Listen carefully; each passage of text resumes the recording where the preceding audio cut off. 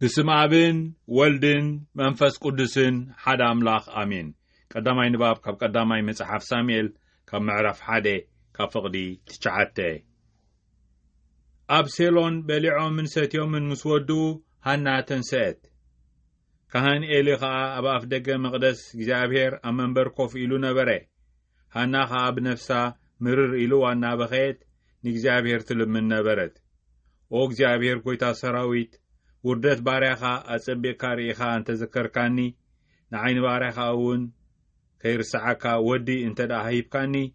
أنا دما بكل زمن هيوتو ناخا نجزابير كغلغل كوفيو إيه روسوخا أخطو أيكلاتين إيو نابلت مبتعا قبرت هانا بكين مجزابير أنوي حاقت اللخلا إلي أفا يتمت نبره هانا بلبانا تليت كنافرا تراي يواساوس نبره انبر دمسا أيتسمعن سلازي إلي سخيركي دخي سخيركي قدي سخيرتي قدي يا إيلو حسبه إلي غا خمزيلكي سخيركي خسع ما أسيخي دقيم سبا سخران يأخلق كبلا نساقنا قويتاي أيفالين أنس منفسي قوهيز زملا سبيت دائية نبيتن قال ذا سكر مستنسي أي ستقون بصولت دعا چنكتاي أبكين مجزابير أفسس اللقو اتغسع هجي زاربنس بزح قوهين حزنن إيومو نعين بارخا كم زرقت سبيتي أي ترأيني إلا ملسوتلو شعو إلي بسلام كيدي أملاق إسرائيل زلمن كيو خا قلو يهابكي بلا نسخا أنا بارخا بكيد مي موغو أبكيد مخا موغوس كركب تسفعلوني بولتو كيدا خا بلعت تحرزي قوهي زبلوه أبقصا أي تراين نصبحيتو أنجيهم تنسيهم دما أبكيد مجزابير سقودو تملسهم كأنا بيتهم أبراما أتو هلكنا دما نسبيتو تغاسسا مجزابير ونصولوتا سمعي معالتاتا مسحالفي حانا تنست ود دما ولدت كاب እግዚአብሔር ለሚነዝርኸብኮ እዩ ኢላ ሳሙኤል አውጻአትሉ ናይሎም መዝሙር ካብ ቀዳማይ መጽሐፍ ሳሙኤል ካብ ምዕራፍ 2 ካብ ፍቅዲ 1 ልበይ ብእግዚአብሔር ይሕጎስ ሓይለይ ካብ እግዚአብሔር ልዕል ይብል ስለዘድሓንካኒ ተሐጉሰ እየሞ ኣብ ልዕሊ ጸላተይ እሕበን ኣለኹ ከም እግዚአብሔር ዝበለ ቅዱስ የልቦን ብጀካኻ ኻል የልቦን كما أملاخنا زبالة سقعخا يلبون زربات عبيتن بزا ايتبزحو قال دفرتون كابافكم ايوصا كما يجزابير كل زفلت أملاخ ايو نقبر سبون زمزن ايو كستيتم حيالات تسبري اتم سنكركل زلو زنبورو خا حيلي تحاتكو اتم زسقبو زنبورو من تنجيرات حسبو اتم تميات دما دقيم ايت اميون هو اتامخان شوعات ولدت تتولد جنا ولاد سانت እግዚአብሔር ሞት የምንጽእ ሕይወት ከአይሄብ ነፍሲ ኦል የውርድ መልሱ ከአይተንስ እግዚአብሔር ድኽነትን ሀብትን ይሄብ ትሕት የብል ክብድ ማ የብል አነ ነዳይ ካብ ነትነዳይ ካብ ሐመድ የተንስኦ ነትድኻውን ካብ ጎዱፍ የልዕሎ ምስ መኳንንቲ የቆምጦም ዙፋን ክብሩን የውርሶም ከመይ መሰረት ምድሪ ናይ እግዚአብሔር እዩ ንዓለም ከአ አው አንቢሩዋ አሎ نيوات قدسانو يحلو وتم حتى عنا بسلمات كتفو يوم كما يسب بحيلو أي سعرن إيو وتم نجزابير زساررو يتفو كاف سمايكا يمغد قدام جزابير المدرب بملتا يفردا ننقصو يبرتعو نحيل مسيحو خا لعلي يبلو تحريزي حلقنا خابرامانا بيتو تملسي تقول عخاب كين مخان إلي خوينو نجزابير يقلقل نبري نايلم وانجيل كا مارقوس كا معرف حده كا فقدي 21 رخص منفذ حدا رسب كم زحوي يسوس اندق مزامرتو ناب قفرناهم بصحو يسوس دما بسنبت نبيت صلوت ايهود اتيو يمهر جمره نسو خمتم ممران حق زي كونس كم بعل سلطاني مهرم سلازنبره بتمرتو تقرمو يمهرم سلازنبره بتمرتو تقرمو انو خا بيت صلوتهم رخص منفذ حدا رسب نبره እናወይ ኢየሱስ ናዝራዊ ንስኻ ምሳና ንሕና ምሳኻ እንታይ ኣሎና ከተጥፋና ዶ መጺካ መን ምዃንካ ፈልጠካ እየ ናይ እግዚአብሔር ቅዱስ ኢኻ በለ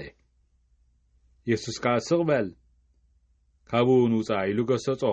ትርኹስ መንፈስ ከዓ ነቲ ሰብ ፈርፈር ኣበሎ ብዓብዪ ድምፂ እናጨርሐ ከዓ ካብኡ ወፀ ኩላቶም ከዓ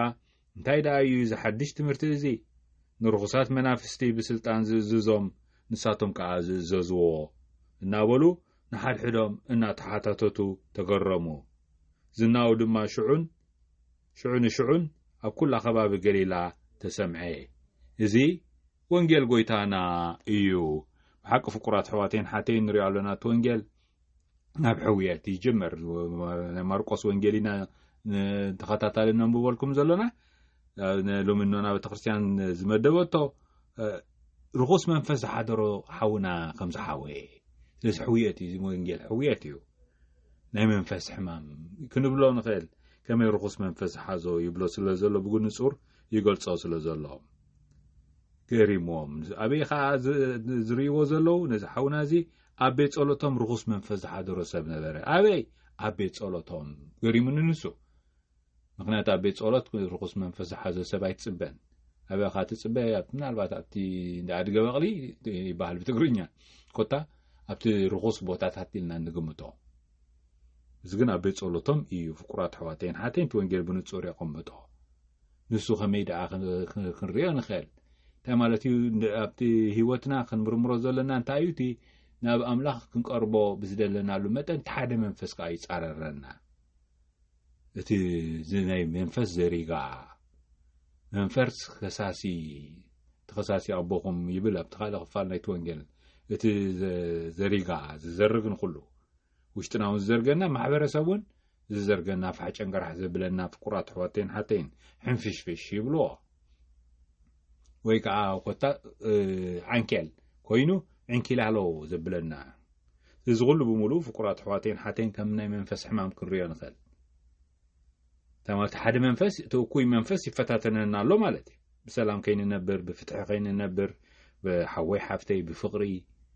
ብለውሃት ብምምሕሓር ከይንነብር ዝፈታተነና ስለዚ ኣብ ቤት ጸሎቶም እዩ ንሪኦ ዘለና ንዑ ሕወዮሞ ገሪሞም ንሱ ከዓ ይፈልጦ ኢኻ እቲ ርኹስ መንፈስ ምን ምዃኑ እቲ ካልኣይ ተንከፈናኻ ንሱ እዩ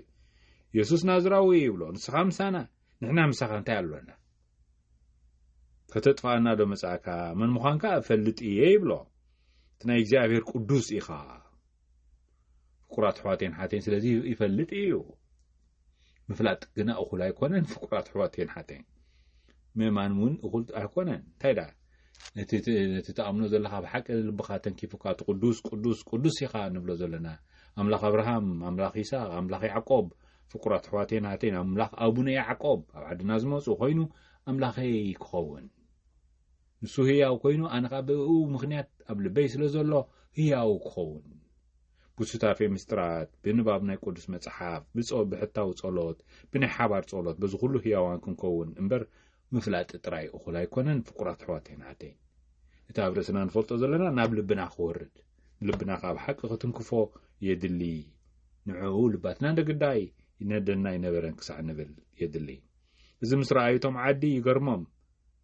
እንታይ ደኣ እዩ ሓድሽ ትምህርቲ ምክንያት ብመዝነት እዩ ዝምህር ዘሎ እዚ ኢየሱስ ናዝራዊ መምህር ኢየሱስ ክትብሎ ትኽእሉ ካልኣይ እንደገና ከዓ